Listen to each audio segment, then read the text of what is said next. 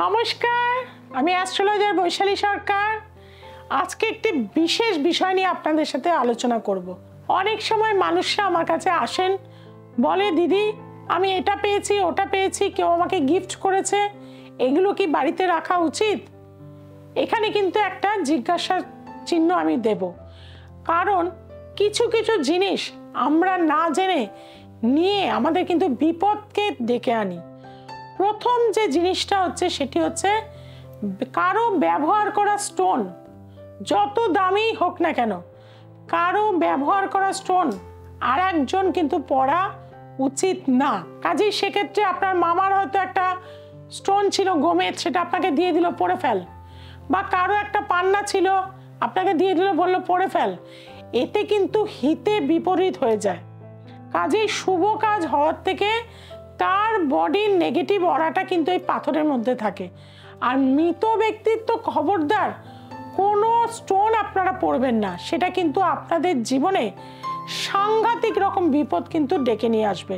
ধরুন সেটা পড়েই তার বাইক অ্যাক্সিডেন্ট হয়েছিল বা কোনো কিছু হয়েছিল, সেই স্টোনটা আপনি আবার পড়লেন, সেটা কিন্তু আপনার জীবনেও ঘটবে। কাজেই এই দিকটায় কিন্তু আপনাদের প্রচণ্ডভাবে সতর্কতা আমি করে দেবো।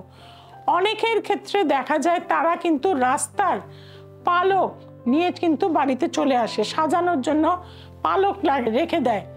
সেই পাখিটা কি মরা ছিল না তাকে শেষ করা হয়েছিল, সেই জায়গা থেকে তার যে নেগেটিভ সত্তা ওই পালকের মধ্যে থাকবে। অনেক সময় দেখবে অনেক পালক বা বিভিন্ন রকম আগেকার দিনে হরিণের শিং বা বিভিন্ন জিনিস যে নিয়ে এসে বাড়িতে রাখা হতো, সেটা কিন্তু বাড়িতে নেগেটিভ এনার্জি কিন্তু নিয়ে আসতো। আপনারা দেখবেন যে সমস্ত রাজবাড়িগুলো রয়েছে তাদের কিন্তু ভগ্ন দশায় কিন্তু পরিণত হয়েছে, সেই সমস্ত জিনিসগুলো টাঙিয়ে রাখার জন্য। অর্থাৎ নেগেটিভ এনার্জিকে আপনি সাদরে কিন্তু বাড়িতে নিয়ে আসছেন, তার ফলে কিন্তু হয়ে যাচ্ছে আপনার জীবনের যে পজিটিভ ঊর্জা ছিল, বাস্তুর যে পজিটিভ ঊর্জা ছিল, সেটা কিন্তু নষ্ট হয়ে যাবে। অনেকেই দেখি বিভিন্ন জায়গায় যান, বিভিন্ন মানুষ যে যেখানে, ধরুন আপনার বৌদির বাড়ি গেলেন, তার ব্যবহার করা সিঁদুর আপনি পরে ফেললেন, তার বিভিন্ন গ্রহ নক্ষত্র রয়েছে, তার সেই নেগেটিভ প্রভাব আপনার ওপরে চলে আসবে। তার জন্য একটা মাথা যন্ত্রণা করতো, আপনার মধ্যেও দেখবেন চলে আসবে। তার ঘুম হতো না, আপনার মধ্যেও সেটা চলে আসবে, কারণ রেগুলার সেটা তিনি কিন্তু ব্যবহার করেছেন, তার অরার সাথে সেটা কিন্তু সংযোগ হয়ে গেছে। কাজেই কারো ব্যবহার করা সিঁদুর খবরদার কিন্তু কেউ, মানে আপনি কোথাও গেলেও কিন্তু সেটা ব্যবহার করবেন না। না পড়লেন তাও ঠিক আছে, নাহলে এখন লিকুইড কিন্তু সিঁদুর পাওয়া যায়, সেই সিঁদুরও নিয়ে যান, সেটাও আপনার জন্য মঙ্গলদায়ক হবে। কিন্তু খবরদার আপনার মায়ের সিঁদুর আপনি ব্যবহার করবেন না, আপনার মেয়ের সিঁদুর আপনি ব্যবহার করবেন না, এটা কিন্তু করা উচিত নয়। আমাদের বডি, আমাদের প্রত্যেকের কিন্তু একটা আলাদা আলাদা অরা রয়েছে, সেই অরা যখনই আপনি অন্য একটা অরাকে আঘাত করবেন, সেখানে নিয়ে আসবেন, সেটা কিন্তু আপনার জীবনের ক্ষেত্রে ক্ষতি করে দিতে পারে। অনেকেই আমাকে বলে যে দিদি রাস্তায় না আমি 50 টাকা কুড়িয়ে পেলাম, বা কেউ বলে 100 টাকা কুড়িয়ে পেলাম, কেউ বললো 500 টাকা কুড়িয়ে পেলাম, সেইগুলো নিয়ে এসে আরাম করে এগরোল কিনে খাচ্ছেন বা কোনো কিছু করছেন। দেখবেন ওই 100 টাকার জায়গায় 1 লাখ টাকা আপনার হসপিটালকে দিতে হচ্ছে, ওই 500 টাকার জায়গায় 5 লাখ টাকা আপনাকে হসপিটালে, আপনার ছেলের হয়তো দেখা গেল যে অ্যাক্সিডেন্ট হয়ে গেল। কাজে কুড়িয়ে পাওয়া টাকা খবরদার বাড়িতে কিন্তু নিয়ে প্রবেশ করবেন না।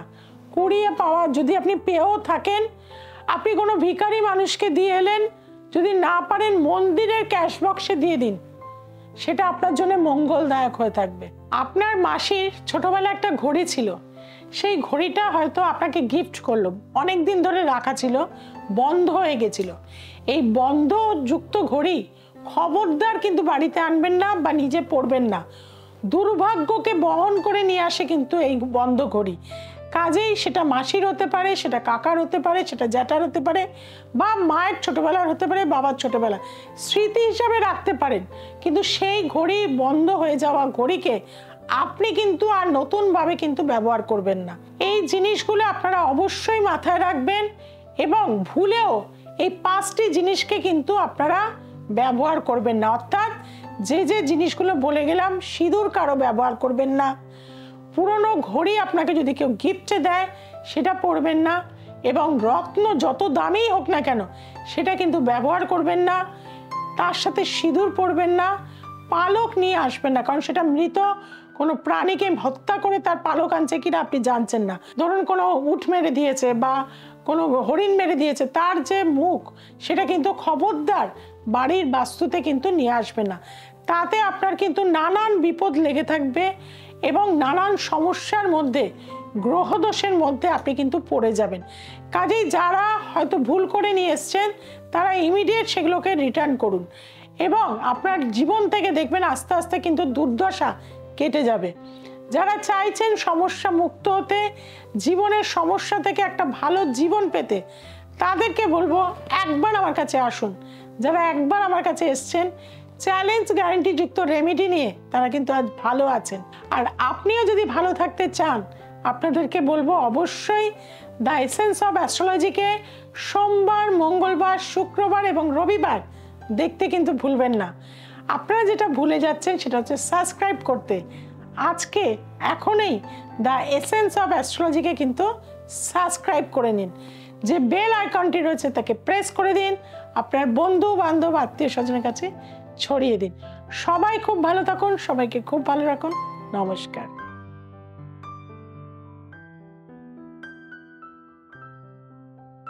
আমি দোলন দত্ত, আমি ব্যারাকপুর থেকে এসেছি। আমার ছেলের পড়াশুনো এবং আমার বাস্তু নিয়ে খুব সমস্যা ছিল। আমি দিদির কাছে এসে খুবই উপকৃত হয়েছি। যারা যারা আপনারা আসতে চাইছেন নিজেদের সমস্যা নিয়ে, তারা আসুন, তারা উপকৃত হবেন। আমি জগদীশ মল্লিক, শিলিগুড়ি বাড়ি। আমি 2 বছর আগে মেয়েকে নিয়ে দিদির কাছে আসছিলাম। তো দিদি যা যা রেমেডি দিয়েছিলেন, রেমেডি করে এখন মেয়ে আমার অনেকটাই ভালো আছে, আগে থেকে সুস্থ আছে। পড়াশোনা খুব মন লাগে ওর, আর আগে অসুস্থ থাকতো, এখন খুব ভালো আছে। আজকে আবার আমি নিজের জন্য দিদির কাছে আসছি। আশা করি খুব ভালো থাকবো। দিদির কাছে বিশ্বাস আছে, যেহেতু আমার মেয়ে ভালো হয়েছে, আগে থেকে অনেক ভালো। আমি আশা করি আমি ভালো থাকবো আর উপকার পাবো। দিদির কাছে এসে জন্য এসেছি আমি।